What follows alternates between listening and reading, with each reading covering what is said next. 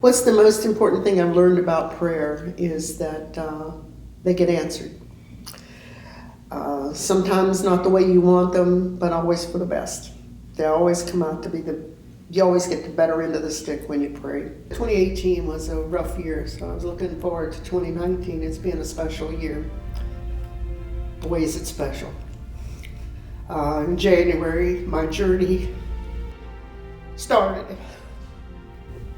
Very rapidly, the first 2 weeks in January, I went to the doctors to have my knees examined to see if I would need a knee replacement. I needed 2 knee replacements. I said, okay, cool, let's do it. Within 5 days of being diagnosed with needing knee replacement, I started to feel neuropathy. Within 2 weeks, my back was paralyzed, my legs were paralyzed. Everything was not working. I'm 8 months into the journey. I don't know how much longer I'll go, but I feel like Jesus is right next to me. When I was teaching Good News Clubs, I taught the kids that Jesus is your friend, and that always amazed me that Jesus wants to be my friend. I don't pray like, Dear Father, this or Dear Father that. It's mostly a running conversation with the Lord. Something happens, I'll say, oh look, or listen to this, or what do you think about this? And he always answers.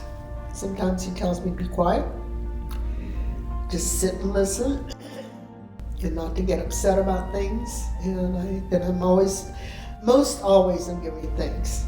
I remember one time in particular, I was up on 400 Hall here at Altar Care. And I was just about ready to have a pity party. I was just about ready to get deep into it.